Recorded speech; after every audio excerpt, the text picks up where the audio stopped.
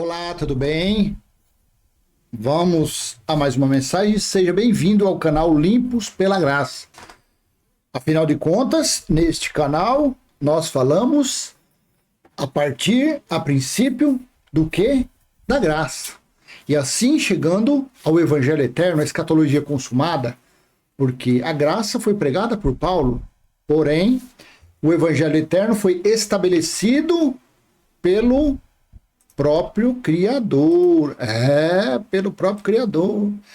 No ano 70 DC. É interessantíssimo. Mas como eu abri o canal há quase 4 anos atrás com esse nome, Limpos pela Graça, claro, as pessoas limpos pela graça para depois chegar à escatologia consumada. Então estamos no caminho certo, tá bom? E o tema deste vídeo é um tema muito especial. O que eu vou falar aqui com passagens, com buscas aqui, você vai ver que é algo muito, muito interessante, muito importante para se conhecer a respeito. Se Jesus já veio, se Jesus vai voltar, o que vai acontecer. Então, quer dizer, eu acredito sim, que é um vídeo muito interessante. Eu peço que você tenha paciência, que eu acho que vai ser um videozinho meio longo. Claro, depois você assista ele, vai fracionando e assista ele aí por alguns dias. Ou de repente, deitado numa rede, debaixo de uma sombra, tomando um caldo de cana ou um quissuco de guaraná, de groselha, de uva. É aquele quissucão que da nossa geração nós estamos vivos e fortes tomando aquele quissuco, aquele de uva, aquele, você lembra como que era o bicho? Acho que parecia um ácido, né? Um negócio assim, parecia porva. Igual lá, o pessoal lá da minha terra falava, porva, pega porva. Igual pólvora. Para que Jesus volte, precisa vir primeiro Elias? E agora? Para que Jesus volte, precisa vir primeiro Elias. E agora? Será que é mentira que Jesus já voltou? É o tema deste vídeo. Será que é mentira o que andam falando? Será que é mentira o que eu tenho falado já há meses, há mais de anos? Que Jesus já voltou? Será que é mentira? Vixe, e agora, hein? Vamos ler então. Eu te convido a ler Malaquias capítulo 4, versículos 5 e 6. Malaquias capítulo 4. Eu tenho certeza que você já deu um pulo aí e falou, opa, Malaquias 3:10. Não, Malaquias 3:10 não foi nem para mim nem para você. Malaquias 3:10 foi para o povo de Israel, para os israelitas. E dízimo era alimento, uma vez colhido do fruto do que a terra produzisse. Nunca foi do que a casa da moeda fizesse, não, tá? Então aqui está. Veja o que Deus falou pela boca do profeta Malaquias, no capítulo 4, versículos 5 e 6. Eis que eu lhes enviarei o profeta Elias, antes que venha o grande e terrível dia do Senhor. Ele converterá o coração dos pais aos seus filhos e o coração dos filhos aos seus pais, para que eu não venha e castigue a terra com maldição. Então aqui, ó, eis que eu lhes enviarei o profeta Elias, antes que venha o grande e terrível dia do Senhor. Então, o dia do Senhor, para vir, primeiramente precisava vir Elias, o Espírito, ou a essência de Elias, deveria vir em alguém, e este ser corajoso, intrépido, cheio de fé, como foi o profeta Elias, para preparar o caminho.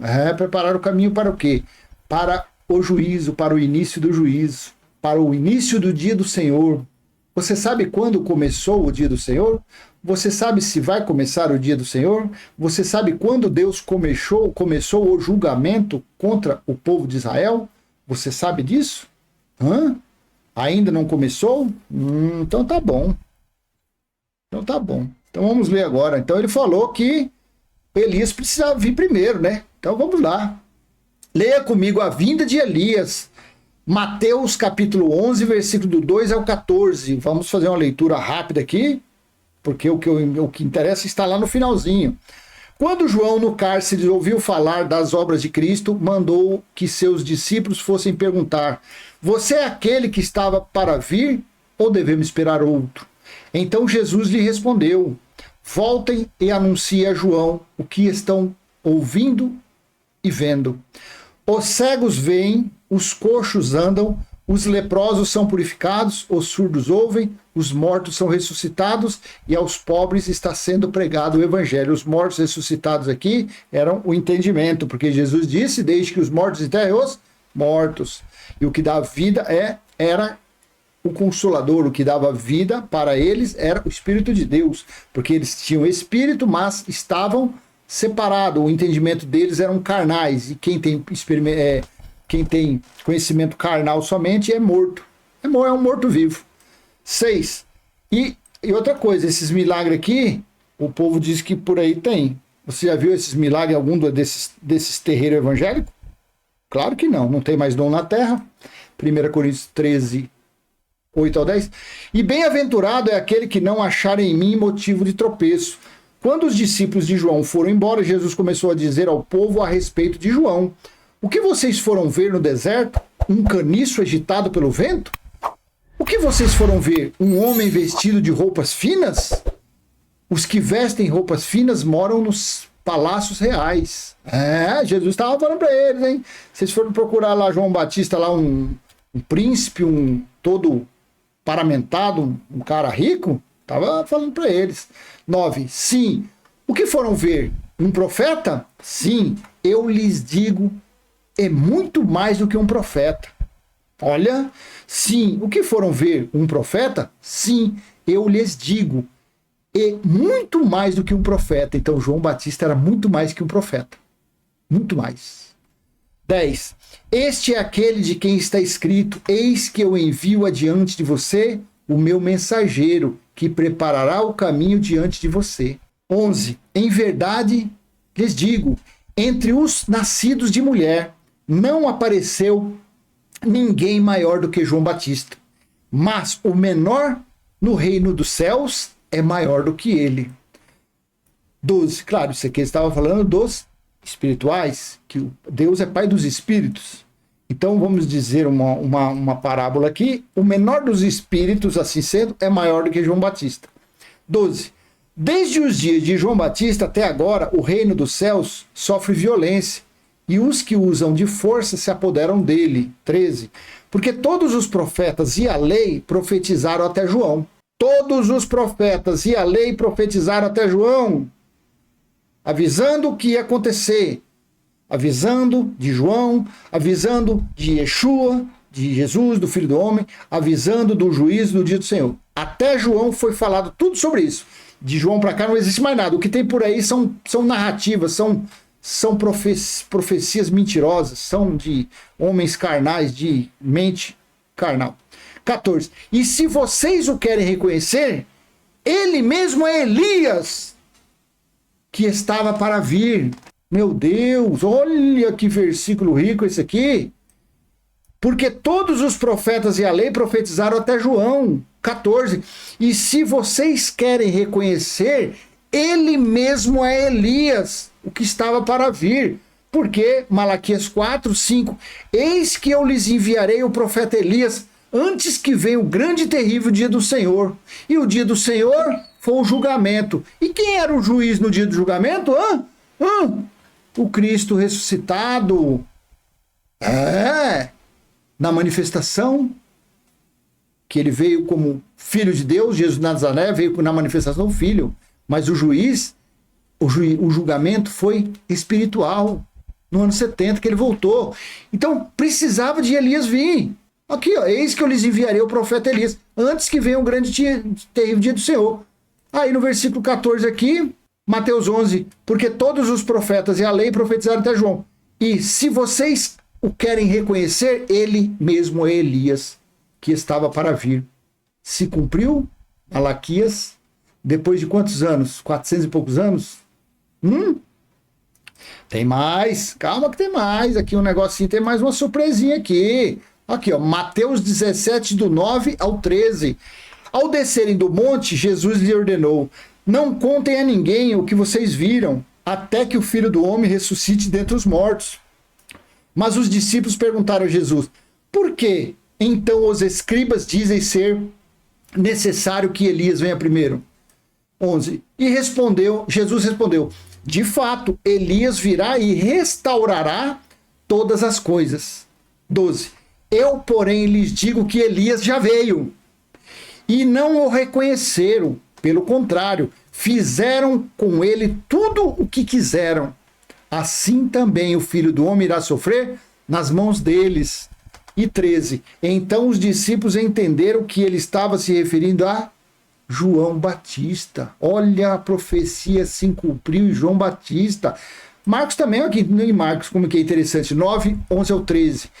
Então perguntaram a Jesus, por que os escribas dizem ser necessário que Elias venha primeiro? Jesus respondeu, Elias vindo primeiro restaurará todas as coisas. Como então está escrito sobre o Filho do Homem, que sofrerá muito e será desprezado. 11, 13. Eu, porém, lhes digo que Elias já veio e fizeram com ele tudo o que quiseram, como está escrito a respeito dele. Então quer dizer, para que Jesus volte, precisa vir primeiro Elias. E agora? Será que é mentira que Jesus já voltou? Então, mas a primeira prova aqui está escrito na Bíblia que precisava, para que Jesus voltasse como juiz para julgar os israelitas, precisava acontecer a vinda de Elias. E nós lemos aqui que Elias já veio.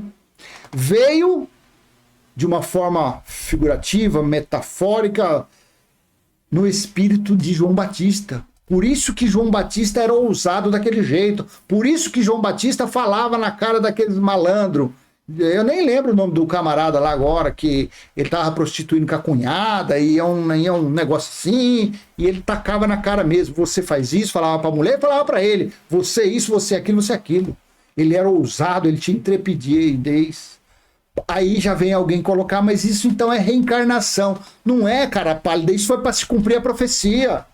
Por isso que aconteceu isso, mas não é que Elias lá atrás, aquele que chamou fogo sobre o capitão dos 50, não significa reencarnação isso. Isso significa profecia para se cumprir.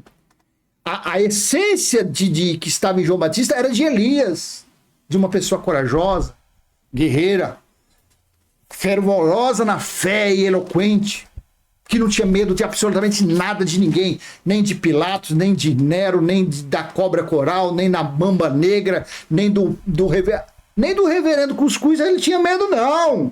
Mesmo o reverendo Cuscuz, um monte de anéis, um monte de diploma, não tinha medo não, viu, ô cão guloso?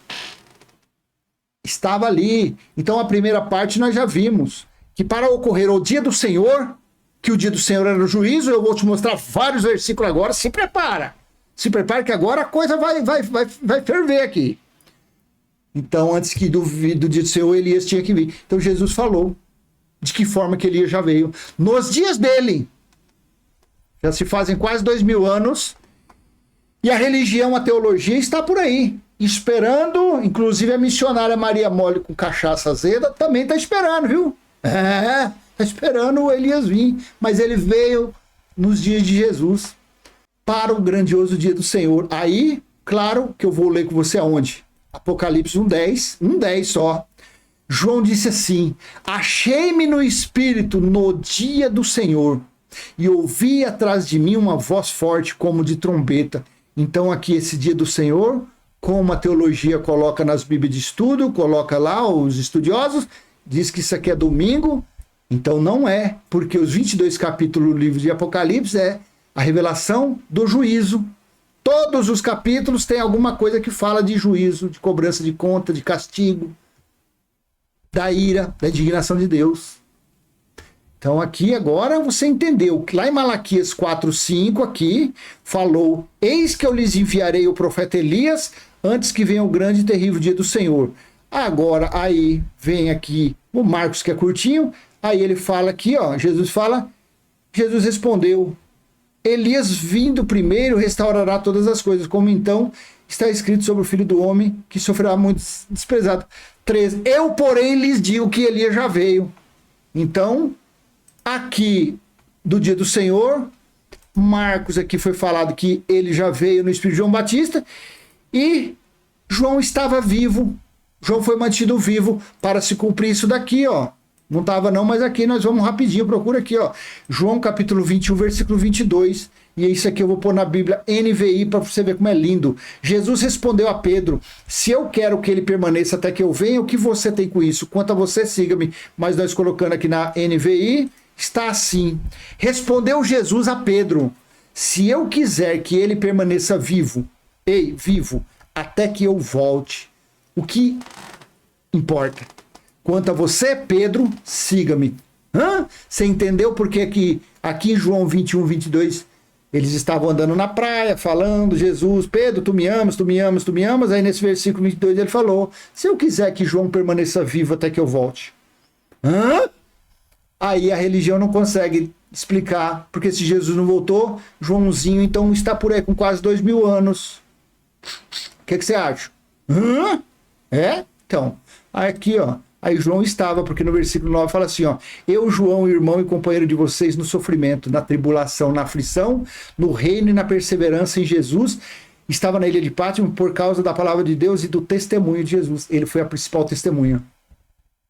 Principal testemunha, tiveram as duas testemunhas, a lei e os profetas, em Apocalipse 11, do versículo 3 em diante, que era para ser a testemunha contra o juízo, para ter um julgamento de acordo com a lei dada a Moisés, precisava de no mínimo duas testemunhas, e essa foi a fiel testemunha dos feitos de Jesus e de quando Jesus falou lá em João 21, 22, se eu quero que ele permaneça vivo, então esse foi a fiel testemunha, para que no dia do Senhor estivesse.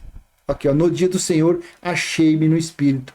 Ele estava pronto para, porque aqui, ó, como ele ouviu uma voz forte como de trombeta, e voz de trombeta significava juízo, chamando para a guerra, convocando os soldados para a guerra.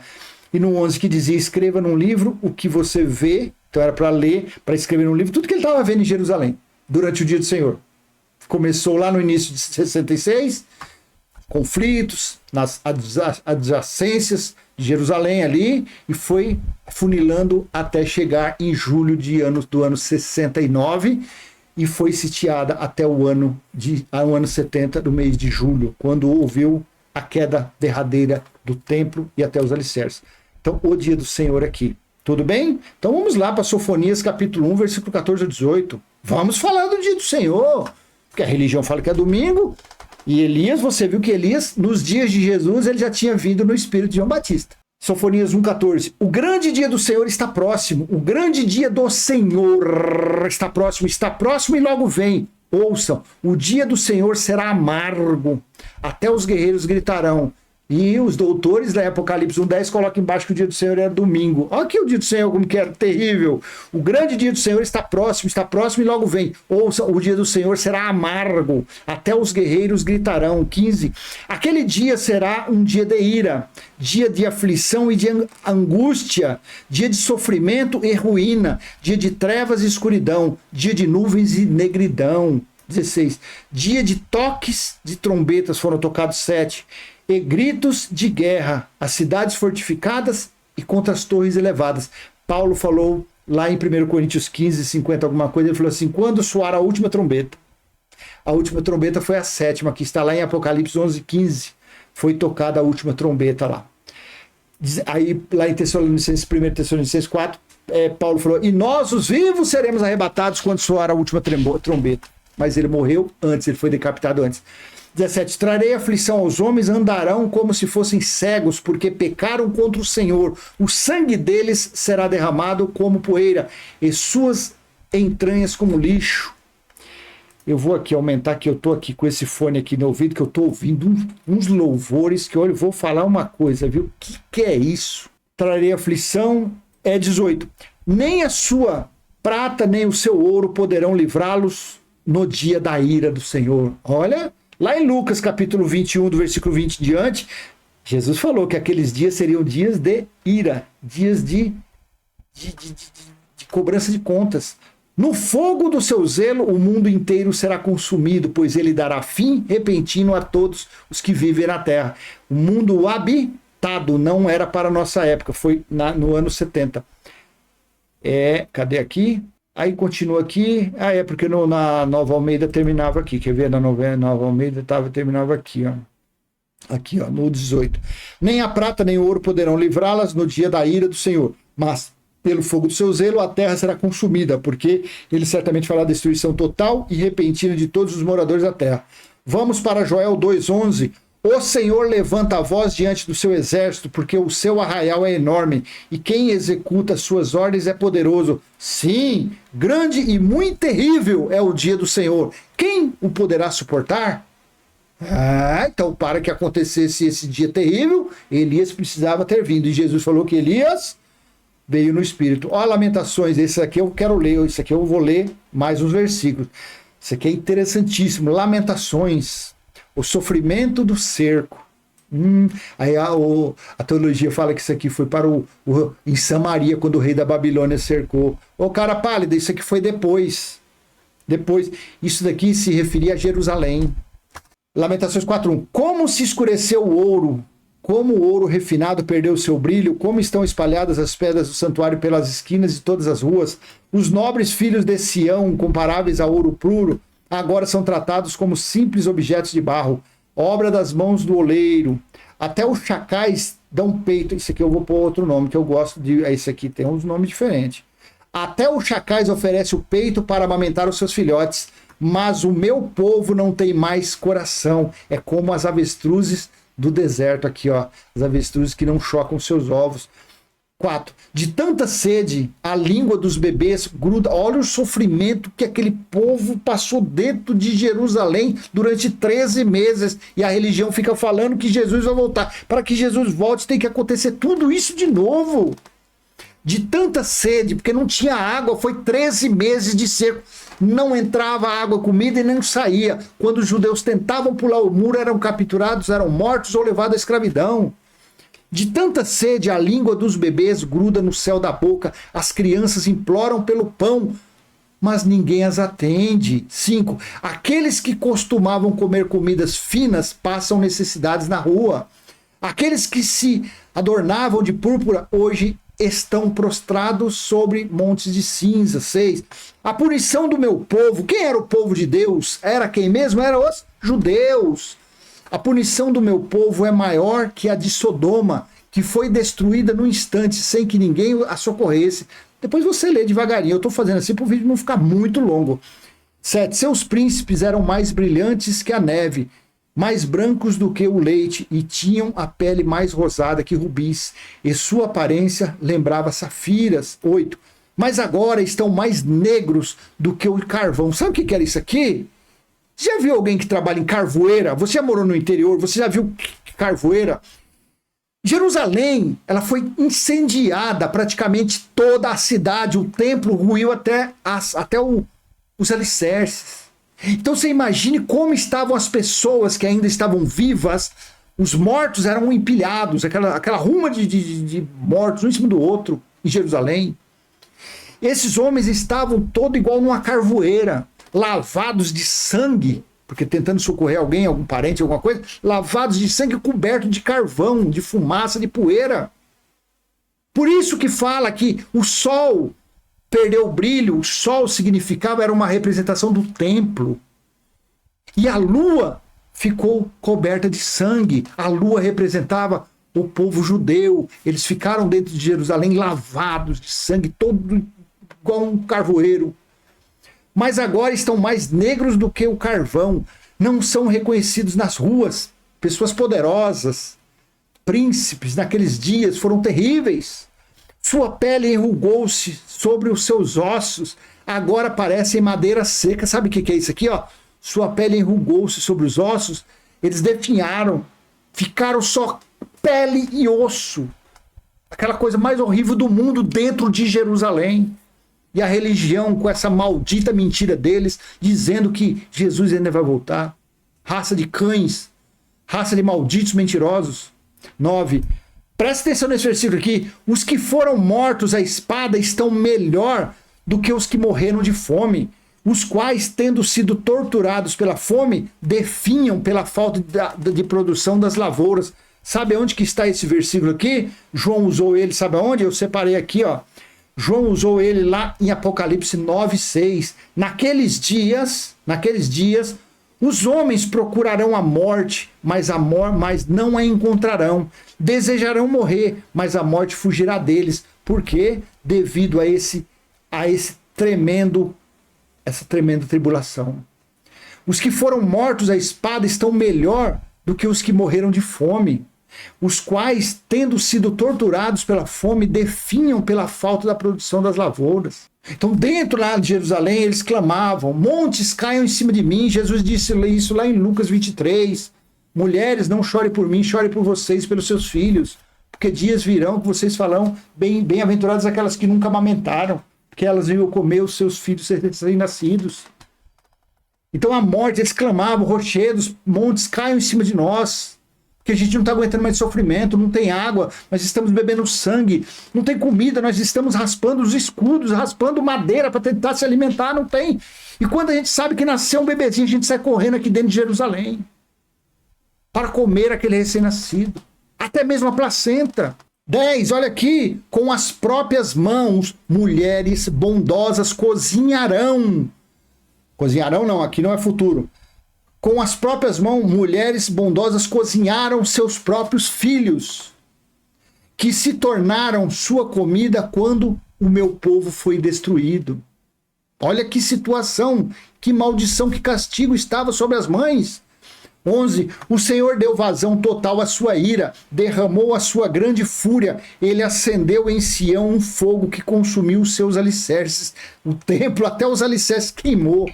12. Os reis da terra e os povos de todo o mundo não acreditavam que os inimigos e os adversários pudessem entrar pelas portas de Jerusalém. Eram 12 portas de bronze, de aço, de chumbo, praticamente intransponíveis. 20 homens para mover aquelas portas. Pedras usadas nos muros de Jerusalém beiravam perto de 1 tonelada. Elas eram encaixadas assim, não precisava nem de cimento, nem de argamassa, não precisava nada. De tão pesada, a força da gravidade prendia ela ali, ela não se movimentava. Então tá vendo, os reis da terra, os povos de todo mundo não acreditavam que os inimigos, que os gentios, que os soldados romanos, os adversários pudessem entrar pelas portas de Jerusalém. 13. Dentro da cidade foi derramado o sangue dos justos, por causa do pecado dos seus profetas e das maldades dos seus sacerdotes. 14. Hoje eles tateiam pelas ruas como cegos, e tão sujos de sangue estão que ninguém ousa tocar em suas vestes.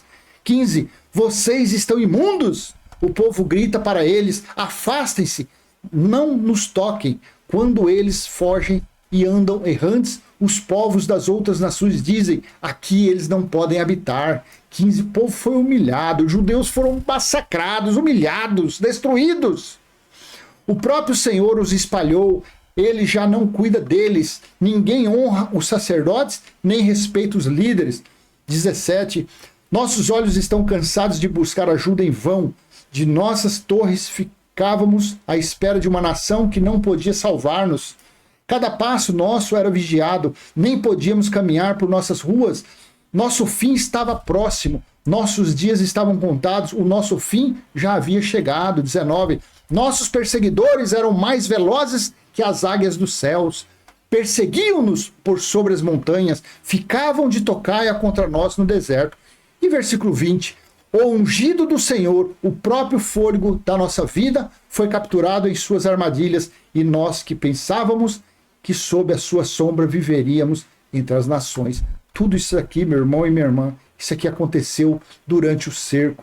Tanto que o início aqui é falado assim, ó, nessa Bíblia, o subtítulo da Nova Almeida Atualizada é falado isso aqui assim, ó: os sofrimentos do cerco. Deixa eu ver século 21, como que é o subtítulo dela aqui, deixa eu ver. Descrição das calamidades do cerco, esse cerco aqui sofrido por Jerusalém, porque afinal de contas foi isso que Jesus disse. Deixa eu colocar lá, eu não separei, mas eu vou colocar o que Jesus falou aqui, ó. Você que lê Lucas 21, aqui, ó, Lucas 21, versículo 20, ó, aqui, ó. Quando, porém, Jesus disse aos discípulos no Monte das Oliveiras, falando: quando os que estivessem vivos, quando vocês verem Jerusalém sitiada, saibam que chegou a destruição. Quando, porém, vocês virem Jerusalém sitiada, cercada de exércitos, saibam que está próxima a devastação. Aí aqui vai falando. Então você leia todo o capítulo 21, Mateus 24 e Marcos 13, você vai entender tudo o que aconteceu antes da vinda de Jesus como juiz. Então, só para recapitular aqui, para que Jesus volte, precisa vir primeiro Elias. E agora? Será que é mentira que Jesus já voltou? Então nós já lemos que Elias já voltou e ele deveria vir primeiro do que o dia do Senhor, para preparar os que iriam passar pelo juízo. Você começa a entender agora, a conta começa a fechar para você, porque está lá em Atos capítulo 2, que também não está aqui, mas a gente coloca rapidinho aqui, ó, Atos capítulo 2, versículo 14, assim disse Pedro, aqueles homens que estavam zombando deles, achando que eles estavam mamados, tinha tomado uns tinguá, um líquido etílico, mas Pedro diz assim, ó, então Pedro se levantou junto com os 11 e erguendo a voz dirigiu-se à multidão nesses termos: homens da Judéia e todos vocês que moram em Jerusalém, tomem conhecimento disso e prestem atenção. Estes homens não estão bêbados como vocês estão pensando, porque são apenas 9 horas da manhã, a hora terça, a terça hora. Mas o que está acontecendo é o que foi dito por meio do profeta Joel. E acontecerá nos últimos dias de Deus que derramarei do meu espírito sobre toda a humanidade. Os filhos e as filhas de vocês profetizarão, os velhos, seus jovens terão visões e os seus velhos sonharão. E acontecerá nos últimos dias. Você consegue entender que da cruz até o ano 70, ali foi os últimos dias, que se cumpriu? Jesus não falou, eu vou para que em meu lugar venha o Consolador, para falar de Deus, das grandezas de Deus e testemunha minha. Ele ia ser, o Consolador ia ser testemunha do Cristo ressuscitado. Por isso que foi os últimos dias, para preparar as pessoas, os irmãos que iriam passar pelo quê? Pelo juízo. Por isso que naqueles dias falava salvação. Olha, você será salvo, a salvação, você tem que buscar salvação. É por esse motivo que vocês serão salvos no grande dia. Porque era salvo do quê? Do juízo. Eles seriam salvos por confessar Cristo. Eles seriam salvos por ter abandonado as leis de Moisés, dadas a Moisés, e ter seguido o ensinamento de Jesus de Nazaré para os judeus, e Paulo, que falou, o Espírito da Graça falou por Paulo para os gentios, porque os gentios, é interessante, ontem o irmão fez uma pergunta, é verdade, mas os gentios, como que eles passaram, morreram, passaram pelo juízo lá no ano 70? Claro, em Romanos 2, do 14 em diante, Paulo falou que os judeus seriam julgados pelas leis que receberam, e os gentios pela carnalidade. Sim, claro que era. Pela natureza carnal deles. Então, já que eles não tinham a lei recebida, as leis dadas a Moisés, só que eles tinham na consciência deles as coisas erradas que eles faziam. Eles passariam sim. Aquele negócio lá, o chicote estralou pro lado deles também. Então aqui, o que nós vamos continuar aqui? Agora eu só separei alguma coisa. Ai das que estiverem grávidas. Jesus não falou em Lucas 21? Olha aqui, Lamentações 4:10. As mãos das mulheres que antes eram compassivas cozinharam os seus próprios filhos. Estes lhes serviam de alimento quando a filha do meu povo foi destruída. Quem era a filha do povo? Era mesmo quem é? Jerusalém. Por quê? Olha lá, Lucas 21:23, olha o que Jesus disse. Ai das que estiverem grávidas e das que amamentarem naqueles dias. Naqueles dias significou o juízo. Porque haverá grande aflição na terra e ira, aqui ó, e ira contra toda a humanidade. Não! Não. Ai das que estiverem grávidas e da que amamentar naqueles dias. Presta atenção. Porque haverá grande aflição na terra. Aqui, ó. E ira contra este povo. Isso daqui já se faz quase 2000 anos. Então a ira de Deus seria contra aquele povo. Não contra nós aqui, do ano 23. Nem 2030, nem 2050. A ira de Deus, a cobrança, aquela situação que nós lemos em Lamentações 4, do 1 ao 20, era contra aquele povo. Eles foram responsabilizados desde a morte de Abel até Zacarias. Leia Lucas 11, Mateus 23. E se cumpriu, claro, Lamentações 10, que as mães comeram os filhos, Lucas 23. Então, para finalizarmos, vamos lá, Deuteronômio, a maldição sobre os judeus. Deuteronômio 28, do 53 ao 58. Na angústia e no cerco que vocês ficarão, com o cerco dos seus inimigos, vocês comerão o fruto do seu ventre, isto é, a carne de seus filhos e de suas filhas, que o Senhor, seu Deus, lhe der. Olha, já está com 34 minutos, não tem jeito. 50, o mais sensível dos homens e o mais delicado do meio de vocês será mesquinho para com o seu irmão, e para com a mulher que ama, e para com os seus outros filhos que ainda lhe restarem. 55. De modo que não dará a nenhum deles da carne de seus filhos. Olha só a situação. E ele comer. Porque nada lhe restou na angústia e no aperto com que seus inimigos apertarão vocês em todas as suas cidades. 56. A mais sensível das mulheres e a mais delicada do meio de vocês que de tão sensível e delicada não tentaria pôr a planta do pé sobre o chão. Será mesquinha para com o marido que ama, e para com o seu filho, e para com a sua filha. 57. Será mesquinha não repartindo com eles a placenta que lhe saiu do ventre e os filhos que tiver, porque os comerá às escondidas por falta de tudo, na angústia e no aperto com que os seus inimigos apertarão vocês nas suas cidades. Olha aqui. Para quem que era aqui, ó. Se vocês não tiverem o cuidado de cumprir todas as palavras dessa lei, escritas nesse livro, para temer este nome glorioso e terrível, a saber, o Senhor Deus.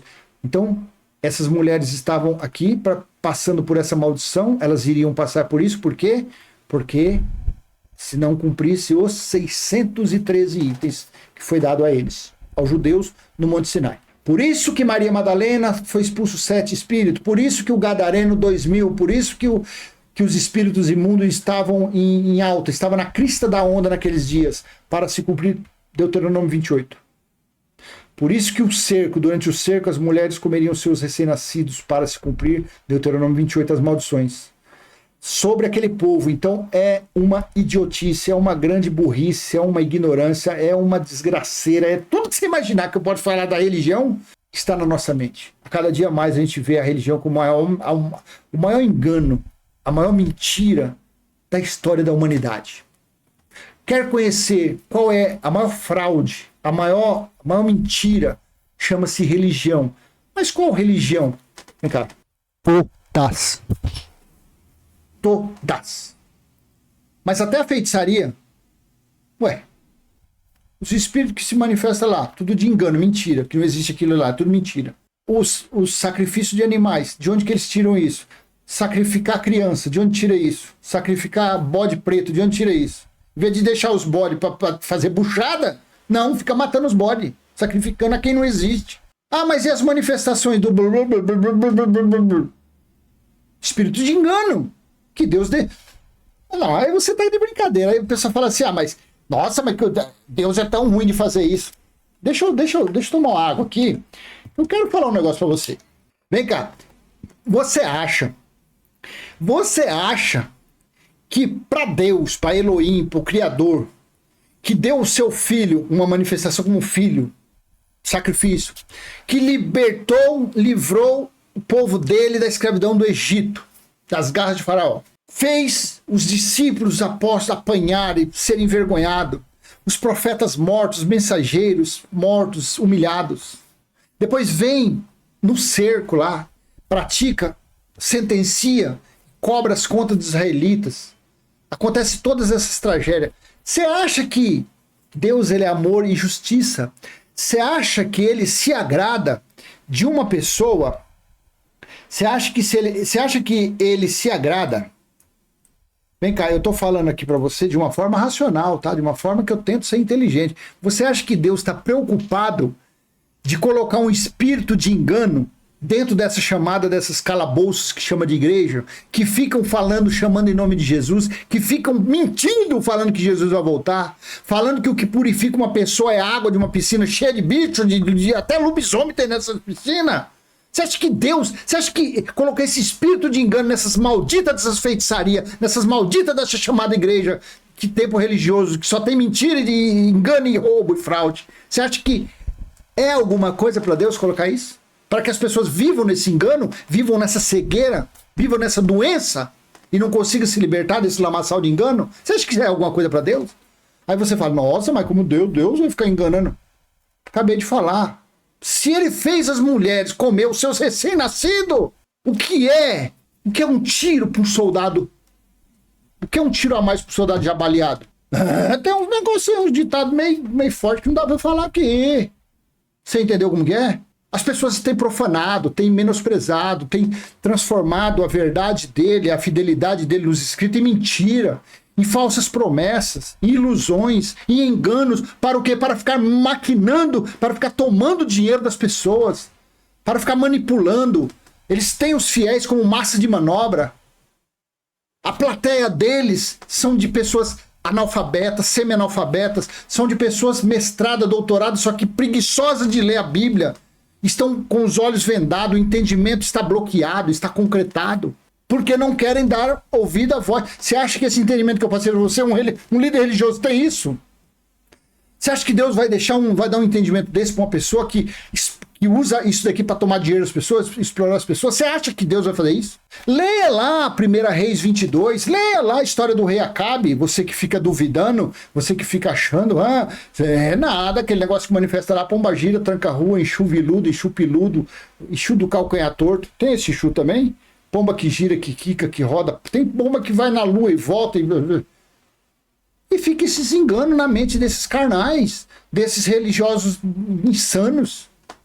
Fica com essas loucuras. Leia lá os 400 profetas do rei Acabe. Reuniãozinha daqui, reuniãozinha dentro. Deus falou, quem é o espírito que vai pôr a mentira na boca dos 400 profetas? Aí o espírito, um feedback daqui, o outro já fez um conchavo ali, um falou, pode deixar, papai, que eu vou lá. O que você vai fazer? Eu serei o espírito de mentira na boca dos 400 profetas de Acabe. Foi lá, chegou lá e falou para o rei Acabe, porque estava predito, estava já predestinado que o rei Acabe iria morrer naquela guerra. E o Espírito colocou na boca de 400 profetas. Rei, meu senhor, meu não sei o que lá, pode ir a Ramote Gileade que o senhor vai sair vitorioso. Aí Acabe chamou Josafá, outro rei que estava do lado dele, e falou, rei, mas fora esses 400... 400 e ele queria mais alguém. Aí o Josafá falou assim, ô rei, fora esses 400 aí, o senhor não tem mais nenhum, nem ninguém. Aí Acabe falou, tem o profeta Micaías aí, mas eu não gosto dele não, porque ele nunca fala nada a meu favor. Então manda chamar, chamou o profeta Micaías veio, deu logo passou ali um negocinho ali, falou, não, pode ir, que não vai acontecer nada com o senhor não. Aí o rei Acabe falou, pode falar a verdade, para de... Você vê que o Acabe era esperto, falou, pode falar a verdade, porque ele estranhou. Falou, como que pode? Ele sempre fala coisas contrárias a mim, e agora ele vem com essa conversinha que eu posso ir? Aí ele apertou Micaías foi e falou a verdade. Ele falou, eu vi, assim aconteceu, numa reunião, estava Deus e os Espíritos, e Deus perguntou quem era capaz de colocar mentira nos 400 profetas, aí o Espírito falou que eu vou ser o Espírito mentiroso. Aí veio alguém lá, veio um dos profetas dos 400, deu um tapa na face dele, Acabe falou, não, manda prender esse pé rachado aí, quando eu voltar vivo a gente vai ver. E o alimento de Micaías na prisão é só pão e água, viu? Não é pra dar picanha, igual andaram prometendo picanha com um negocinho aí. Não, é só pão e água, até que eu volte. Você voltou? Voltou não, filho. Se cumpriu a profecia. Quem é que era o espírito que tormentava Saul? Aí tinha que chamar Davi, ele tocava da parte de Deus. Quem é o espírito destruidor que passou lá meia-noite matando o primogênito? Da parte de quem mesmo? Da parte de Deus. Então, e aí? O que acontece nesses enganos aí? Nessas casas de fraude, feitiçaria, templo de evangélico, de católico, é tudo carne, é tudo sem noção, esse povo sem noção, tudo debaixo da mentira, do engano. Eu gosto de você ou não. Se não gostar, coma menos. Mas se você for um cara, você pode não estar gostando agora, viu? Você pode não estar gostando agora, mas se você for uma pessoa curiosa, se você for uma pessoa falar, não, eu quero ler. Você fala, não, eu quero ler, eu quero aprender, eu quero entender isso aqui. Não dou para você um mês, você vai estar junto comigo aqui no cabo do arado do Evangelho Eterno. Você vê como é maravilhoso, tá bom? Então, deixa eu encerrar então aqui, já foi. Para que Jesus volte, precisa vir primeiro Elias, e agora? Para que Jesus volte, precisa vir primeiro Elias, e agora? Será que é mentira que Jesus já voltou? Não, não é mentira. Ele voltou no ano 70, de uma forma espiritual, e julgou os israelitas, cobrou as contas do povo hebreu. E assim aconteceu dentro dos muros de Jerusalém. E foi estabelecido a nova Jerusalém espiritual, tabernáculo espiritual, onde Deus, Elohim, que é o Espírito, faz habitação. E onde é essa morada? Apocalipse 21, 2 e 3. Aí no seu Espírito. Ele faz morada aí em você. Esse gesto que você tem, mesmo que seja lá uns relapsos, não, seja assim, esporádicos, é ele que coloca na sua mente.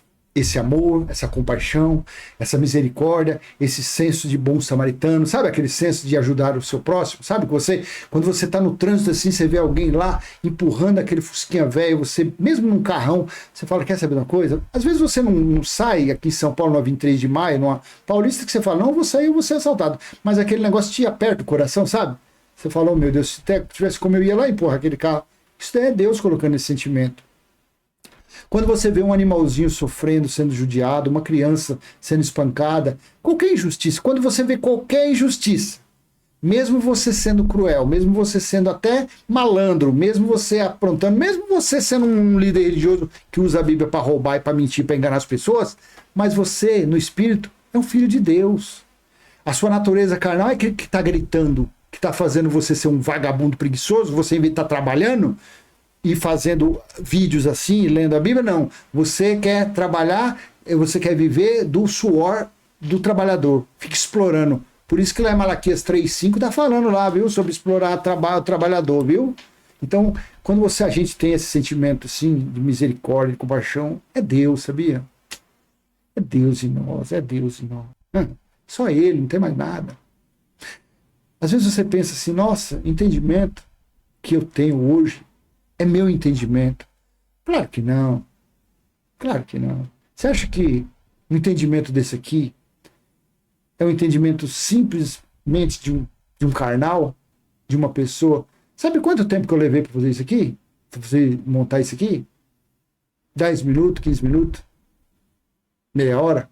5 minutos? Não fiz nenhuma leitura, nenhum exegese, nenhuma hermenêutica, nenhuma homilia toda especial, procurando aqui, buscando referência no livro do reverendo Cuscuz. Eu nem livro de reverendo eu tenho, não tem nada. A única coisa que eu tenho nas minhas 48 Bíblias ali é o livro da Guerra dos Judeus, Flávio Josefo, e mais nada.